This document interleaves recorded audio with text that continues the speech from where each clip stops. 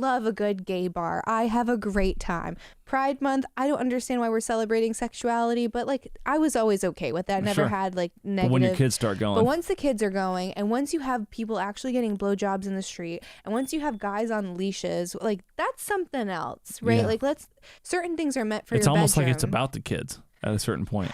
Almost, it's like this weird obsession with like having kids have access to it, and I don't know. I mean, I do know why. Like, why are you having a drag queen read to kids? Why aren't they reading to like disabled veterans? Why is it a kid? The only reason disabled veterans will let it read to him was because they couldn't fucking move. They're like rolling, it's like the fucking wheels locked. Like, can you imagine that skid? Like, what the fuck? Lieutenant Dan. It's like, I lost my legs for this. Why aren't they reading to disabled? Disabled veterans can read to themselves. What the fuck?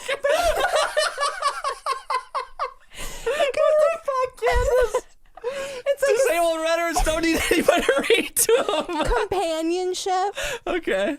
Companionship, and like you've never read a story with your wife, like you've never shared a book or read. I don't read to my wife. No. Does your husband read to you? Sometimes, like yeah. What? So one book that we do, we still haven't finished it. It's Einstein's Dreams, and he'll read it out loud before bed, and I just Is it love just like formulas? No, like E equals MC. So romantic. He knows how to get to me. It's just fucking math. All right, and now for the proof of relativity. No, it's a really beautiful book because it talks a lot about time and your perception of time, and I think especially if you're a parent with young kids. So you'd be like getting ready to go to sleep, and he'll just be reading to you.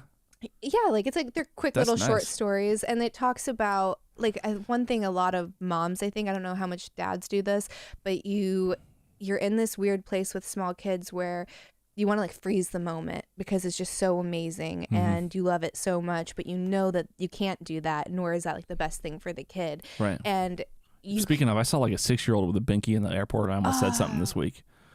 Today. What do you do when that? He was in a stroller. This kid's like in kindergarten. He's in a stroller with a bink, and he's getting backed into the bathroom. I'm like, I did a double take, and it was like gone. And that's what that is, though. It's these moms that are holding their kids back from developmental milestones because that means that they're less dependent on me, and then therefore my self-worth That's gonna be a fucked up kid, though. For sure, but it's not about the kid. It's about the mom. You know, like it's terrible. It's like Munchausen, or it's like that.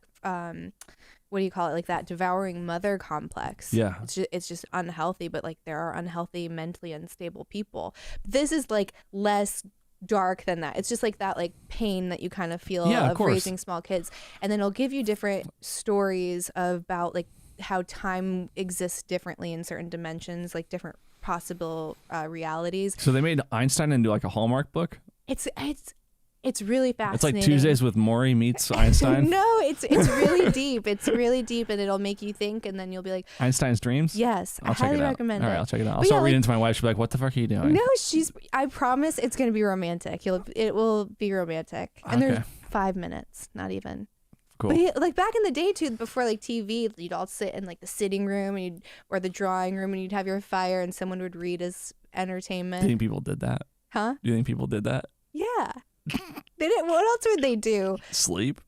Gotta wake up at the crack of dawn and cut wood. Yeah, but before, like after dinner, Think Abraham storytelling Lincoln? around the fire. Yeah. That's always been a thing. Probably.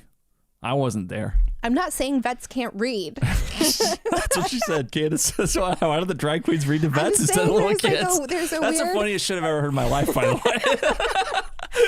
But you have to ask yourself that, or like the elderly. Why aren't they reading to the elderly? You know, like if they're saying that they're doing it because... I actually have seen some clips of drag queens dancing at nursing homes, and the nursing home patients look terrified. Oh, really? Yeah, I'll see if I can save them in my bookmarks. I'll send it to you. It's fucking hilarious. Oh my gosh. It's like twerking and shit, and like the old people are just like throwing money. What else the am I gonna do? like dollar just like floating down. Oh no, but I guess going back to like who you allow in your club and not, you know, I think that there should be room for grace and for forgiveness, and not everyone is going to fit your idea of who is a quote like perfect good person. And if they're supporting like the values and principles of the party and the country, like let them in. Yeah, right? I agree with you. Well, platform. I think one of the problems that Christians make is similar to a problem that we in the West have made, or a mistake that we in the West have made. A lot of people think about what happened in Germany as like this fluke thing that this funny dude with the weird mustache did. But like, you don't learn about what happened by reading Mein Kampf. You learn about what happened by reading the speeches, because the speeches that Hitler gave from 20 to 33 were how he came to power. So if you read the speeches, you know that this is what resonated with the people that he was speaking to. He started out in beer halls with like 7 people, and then it ended up being thousands upon thousands. And you realize that what happened with Nazism was what happened by an entire people. It's not something that happened to a people or a spell that was cast on a people. It was something that actually came from the people. Like Hitler was inevitable out of those people. He did not make them that way. They made him, right? And you have to realize, whether you're Jewish or American or German or whatever, the lesson of World War II is not that a rogue madman committed evil atrocities.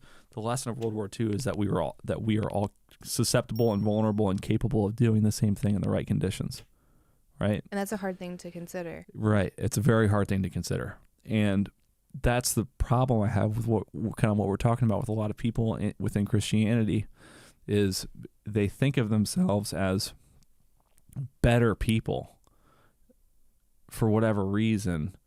And it's a level of self-righteousness that doesn't make that, it's not justified by better actions. It just makes them ignorant of their own sin. Like, they don't realize their own sin because they think so much about the sin of others that they don't even know, like, when they're fucking being vain or super. And a lot of sin is not even an action. Like, you could live your whole life without actually doing anything wrong, but you could be just like rotten inside, So I don't know. Maybe some people just feel like the only way to get close to God is to recognize the sin of others, and they feel like it propels them relatively in some direction, but it's really fucked up. You don't really hear a lot of the disciples spending their time talking about other people's sin. Not so much. Just encouraging people to repent. I don't know. I just don't give the only people that I criticize really are globalists and pedophiles, because I'm happy throwing those stones. I can answer for those stones because I'm not a fucking globalist. I'm not a pedophile. So I'll throw stones at those people all the time, but pretty much every other sin, I'm just as guilty at some point.